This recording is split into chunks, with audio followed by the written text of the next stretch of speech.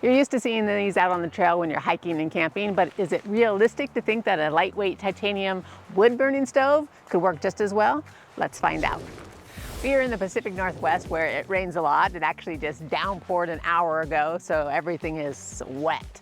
We are going to use some seasoned firewood, so this should be the best case scenario. This is pretty dry. We are going to use our Nomad Nutrition snack packs. We've actually tried one of these before. Not a fan of that flavor, so we're hoping good for this. We're gonna see how long it takes to boil the water. One thing to remember is when you cook with gas stoves, your pots will stay pretty clean. But when you're dealing with wood-burning stoves, you have to deal with soot, and your pot can get pretty filthy. So make sure you bring a cloth or a container to put it in. This is our little Stanley pot, and it is our little workhorse. We don't really care if it gets dirty. This stove is made by, I'm not sure how to pronounce it. I think it's Taruor. We'll put it on the screen so you can actually see what it is. It comes with this little pocket pouch. It weighs in at 7.2 ounces, so not terribly heavy. Interesting enough, it actually says Rover Camel, so who knows? We'll have a link for this stove in the description below. It didn't come with any instructions, but it does look pretty straightforward. Each of the sections have little grooves in them. You want the indented part pushing out. As you can see, it's like lifted up right there. We're gonna go ahead and put this in now.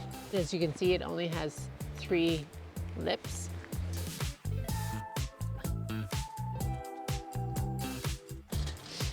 Got our cross beams.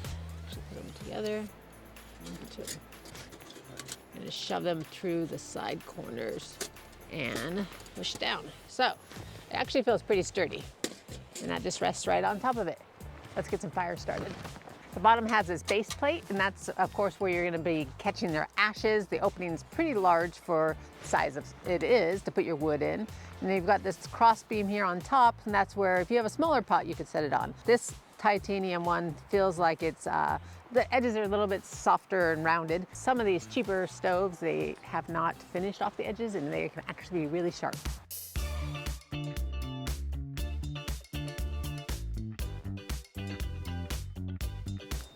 When we started the fire, we really needed the pieces small. We ended up actually shoving them to the top. And as you can see, it's already getting black from the soot. Let's go get the water ready. These take just half a cup of water. Pour. Nice thing about the Stanley is it does have measurements on the inside and out. We weren't fast enough and the fire is already getting down, so we gotta keep feeding it. Get that cup. Put it on there.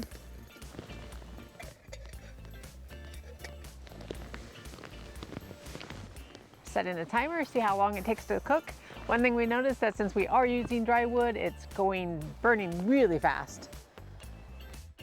It's been 4 minutes, 50 seconds. Steam is coming out, let's check it. Oh, definitely rolling. So just under 5 minutes. We're only gonna try one because we forgot a spoon. It's gonna be the Caribbean curry. That actually looks pretty delicious. These only take half a cup, so let's get on the side. Burn myself. One thing we noticed about these little snack packs is that the seal is really small, so it takes a little bit extra time to seal it really good. If we look at the stove, it's almost all burned out. Look at the ash that left over. It's still hot to the touch, so we'll have to see how long it takes to cool down. And it's a good thing that we have that pouch to put it in because look at all of that soot. And as you can see, this is basically black. I mean, it used to be this color, and touch it, all that soot's on there.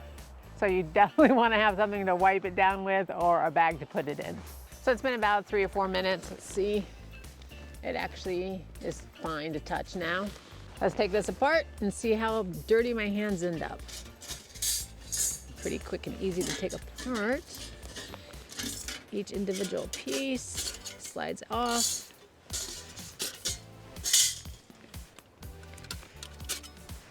Easy. Okay. Get our side pieces.